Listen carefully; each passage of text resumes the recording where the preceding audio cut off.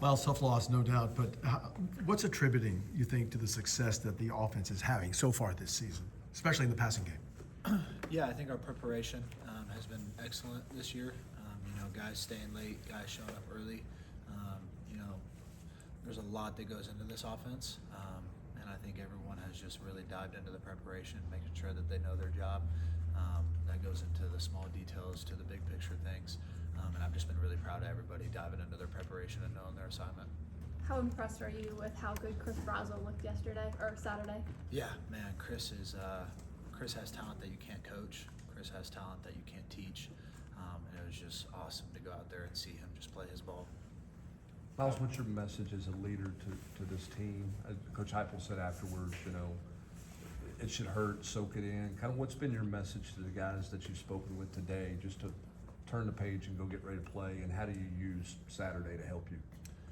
Yeah, I don't know if I want to use them as an example. Last year's SEC champs lost week 3 to a team, and turned around, won the SEC, went to the playoffs, and we're in that exact same boat right now. We can either dwell on this and mope in it and be sad, or you can learn from it and continue to go strive for our goals. Everything's still out there in front of us.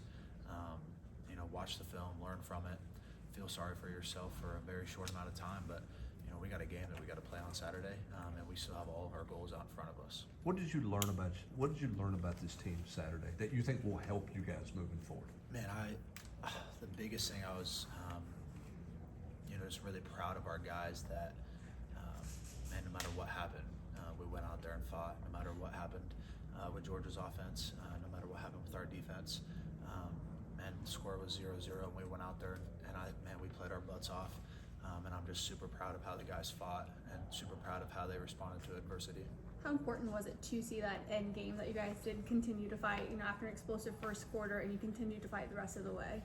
Yeah, I think that's what every team wants, is a group of guys that come together and that are going to fight for each other no matter what happens, and we're going to need that later on in the season.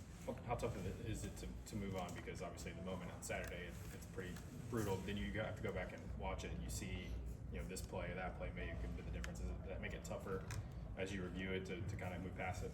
Yeah, it's definitely never easy watching these kind of games. Man, there's a lot of things that we did really well on Saturday, and that makes you feel good to a certain extent. But obviously losing is never easy, and watching the film is never easy. But like I touched on before, we got to move past it. We don't have a choice. If we really want to go where we want to go, we have to move on. We have to learn from this. So now, after the game, I know you're one of the leaders on the team. Do you have to be a little bit more vocal, or do you feel like these young guys get it? Like every game is pivotal right now. Yeah, I think Saturday night is a hard time to speak up. Coach Hype had his message after the game, and I brought the tights together and pretty much said, hey, we have everything, all of our goals are right in front of us still. And how are we going to respond to this?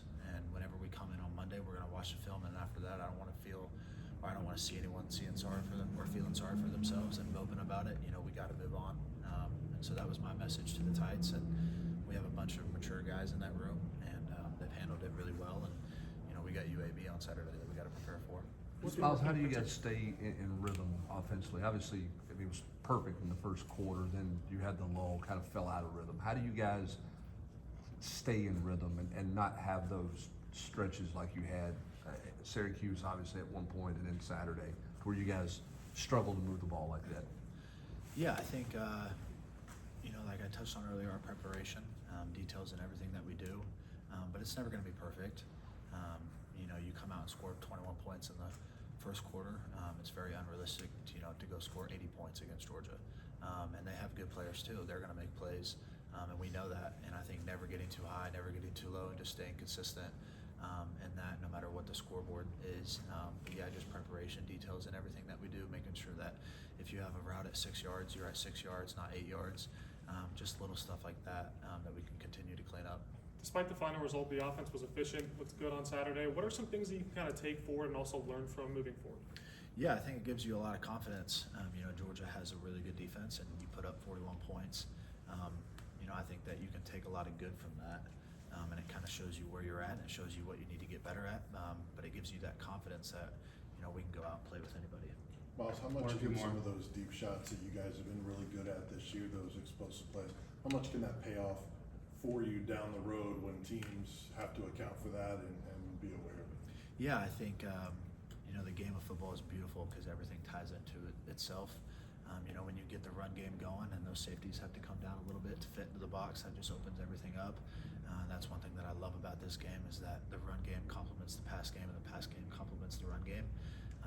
And so, you know, hats off to our O-line and our running backs for running really hard and protecting really well. But everything ties together, and those deep shots, we're going to need those for the rest of the year for sure. What are you looking forward to in your opportunity against UAB? Yeah, I think just focusing on ourselves.